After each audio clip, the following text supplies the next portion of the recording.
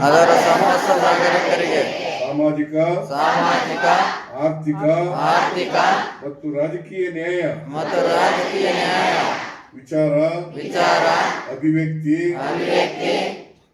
ವಿಶ್ವಾಸ ಧರ್ಮಶ್ರದ್ಧೆ ಮತ್ತು ಉಪಾಸನಾ ಸ್ವಾತಂತ್ರ್ಯ ಸ್ಥಾನಮಾನ ಹಾಗೂ ಅವಕಾಶ ಸಮಾನತೆ